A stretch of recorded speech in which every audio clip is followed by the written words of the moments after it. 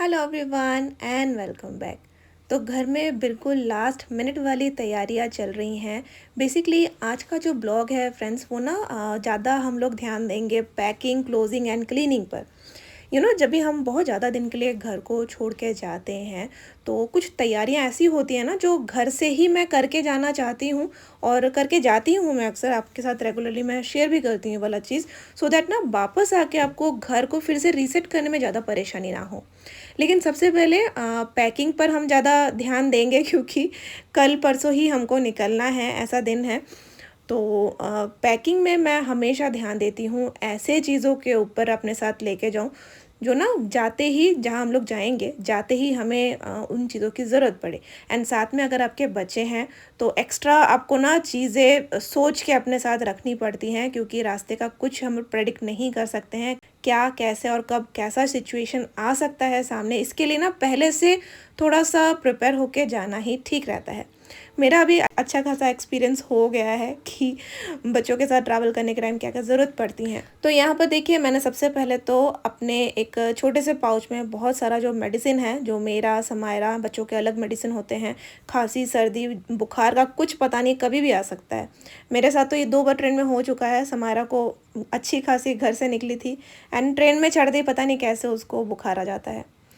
तो ये सब चीज़ें इंपॉर्टेंट चीज़ें अपने साथ रखती हूँ। प्लस देखिए वहाँ जाके कुछ मेकअप एंड ना कॉस्मेटिक सजने संवरने की चीज़ें होती हैं, वो सब भी मैं कुछ ले लेती हूँ। ये वाला ईयरिंग ना बहुत दिनों से मैं आपके साथ शेयर करना चाहती थी, लेकिन यहाँ पर ना वो चीज़ ऐसा कुछ आया नहीं कि ओकेजन में पहन के आपको दिखा पाऊँ, तो आपके साथ मैंने ये भी शेयर किया। अभी मैं आई हूँ किचन में पैंट्री चेक करने के लिए। देखिए पैंट्री थोड़ा सा ना अनऑर्गेनाइज आपको लग रहा होगा, तो लगे हाथों मैं ना थोड़ा सब कुछ सेट भी कर लूँगी।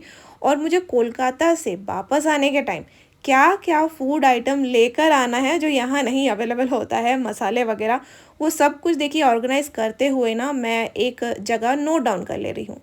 तो इससे क्या होता है ना कि आपके पास ना एक मतलब आप प्रिपेयर रहते हैं कि आपको जाने के टाइम क्या क्या लेके जाना है एंड आने के टाइम आपको क्या क्या लेके जाना है। कुछ मेडिसिन थे जो लाने थे समारा का, जैसे बुखार, बच्चों का बुखार का दवाई नहीं था, वो मैंने नोट डाउन कर लिया था जब मैं अपना पाउच रेडी कर रही थी। तो यहाँ पर भी ना मसाले, गोविंदो भोग राइस, ढोका और जो बड़ी हम लोग ना साग वगैरह में यूज़ करते हैं वो सब नहीं था, वो मैंने नोट डाउन किया। प्लस वापस आके घर में तुरंत किन चीज़ों की ज़रूरत पड़ेगी वो भी मैं नोट डाउन कर रही हूँ। कुछ चीज़ें मैं रख के जाती हूँ सो दैट आते ही ना फर्स्ट हफ्ते में ही हमें भागना ना पड़े ग्रॉसरी लेने के लिए। सबसे इम्पोर्टेंट चीज़, चाय बनाने का आपके पास आइटम ज़रूर रहना चाहिए। तो सब कुछ है, मैंने देख लिया है। जो चीज़ नहीं है मैं उसको साथ ही साथ नोट डाउन कर रही हूँ। यहाँ समारा आई है, उसको छोटा सा भूख लग रहा है, तो मैंने ना पैनकेक का जो पाउच था वो निकाल कर रख लिया था कि अभी उसको बना कर दूंगी। लेकिन तुरंत ना संजू ने बोला कि अचानक से मंदिर प्रोग्राम अरेंज किया गया है तो वहाँ पर जाना है, तो सब कुछ छोड़ा और थोड़ी देर शांति के लिए मंदिर चले गए हम लोग।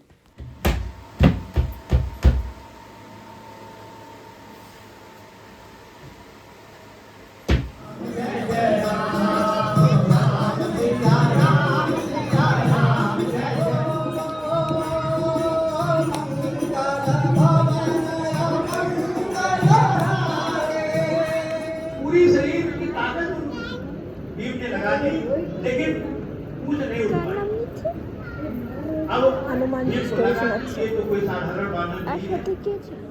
थोड़ी देर के लिए ही मंदिर में भजन कीर्तन सत्संग सुनने के बाद ना मन में इतना पॉजिटिविटी आ गया है कि क्या बताऊं। हाथ में मेरा गुरुद्वारे का प्रसादा है, वन ऑफ मेरा फेवरेट चीज़ है, मुझे बहुत ज़्यादा अच्छा लगता है।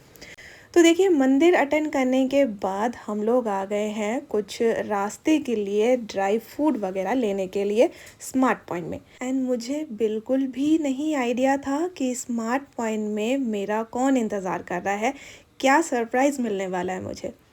मैं स्मार्ट पॉइंट में एंटर ही की थी, ऑल ऑफ द सडन एक बहुत ही प्यारी सी लेडी चल के मेरे पास आती हैं। वो बोलती है, दी आप ब्लॉगर हैं ना, मैं आपका वीडियो रेगुलरली वॉच करती हूँ, मुझे बहुत ज़्यादा अच्छा लगता है।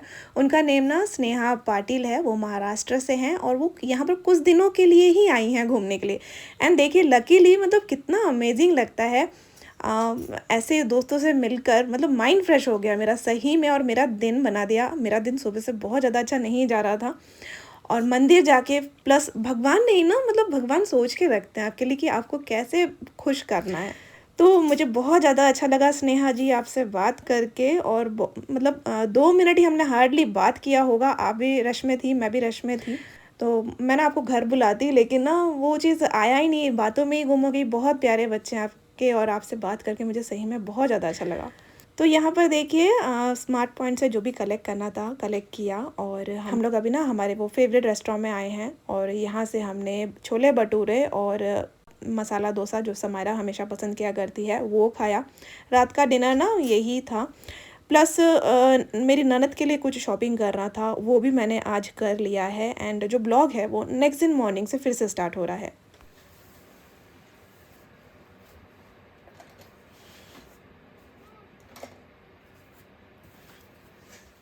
सीन जो है वो ब्रेकफास्ट के बाद का है, और मैं अभी ना समायरा का जो स्टडी टेबल है उसको क्लोज़ कर रही हूँ, क्योंकि कल है हमारे जाने वाला डे, और आज ही ना मैं मैक्सिमम चीज़ कवर अप करना चाहती हूँ।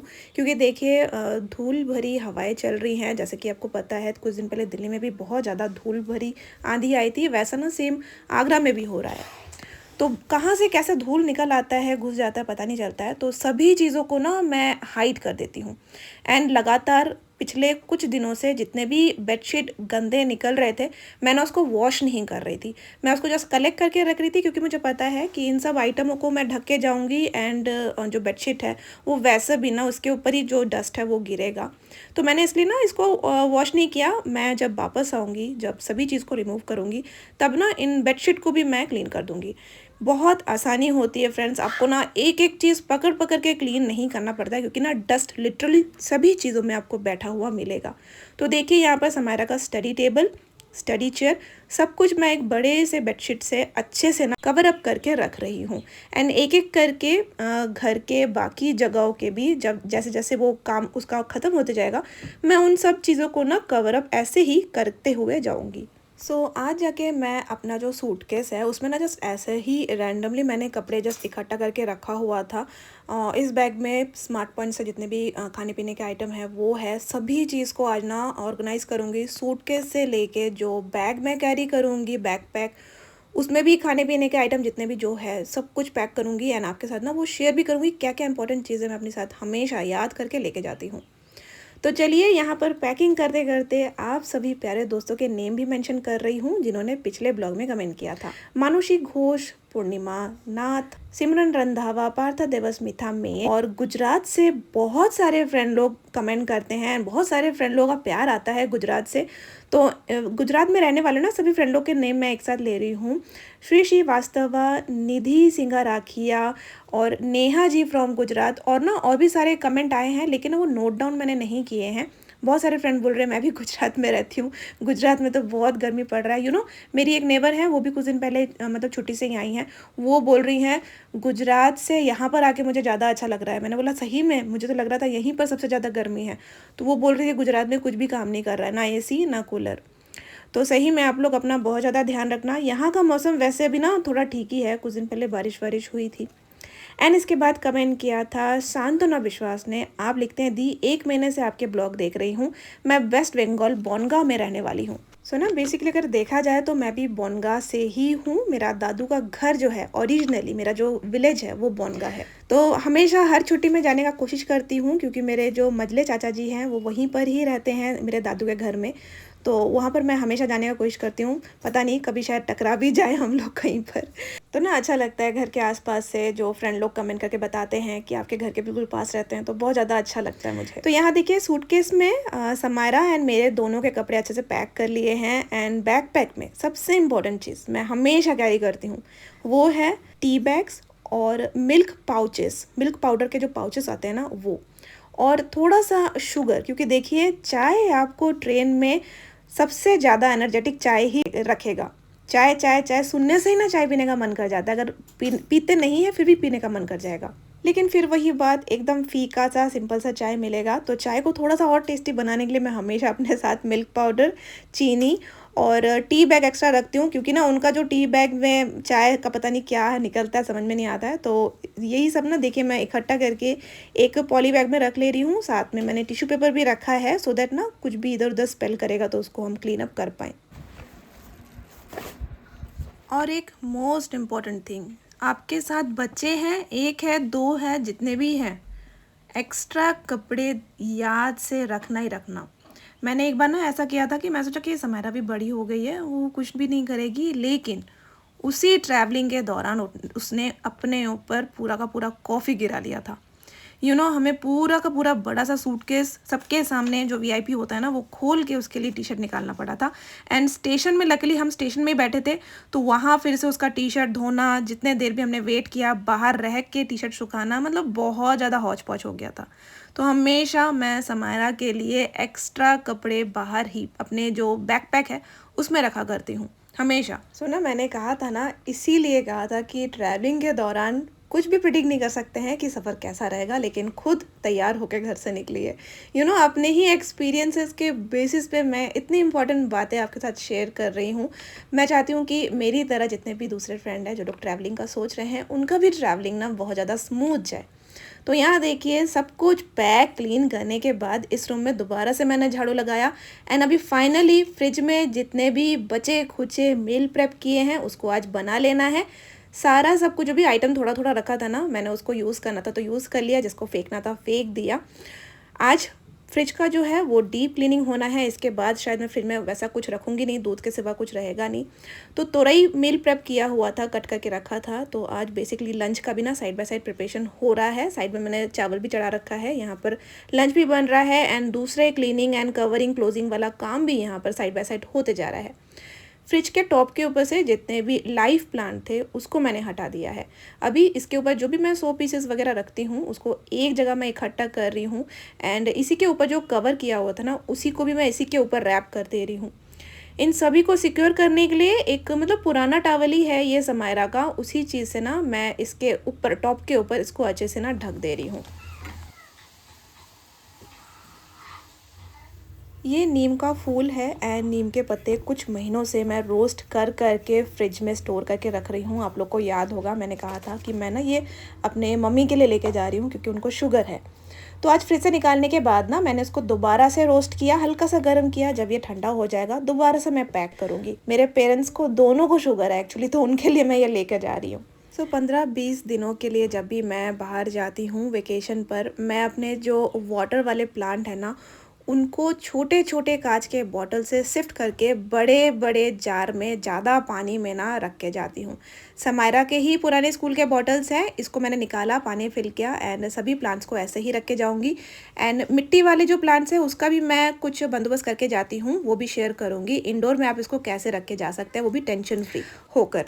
फ्रिज मैंने बंद कर दिया है एंड एक एक करके फ्रिज डोर को मैं साफ़ कर रही हूँ, उसके जो सेल्फ है उनको साफ़ कर रही हूँ।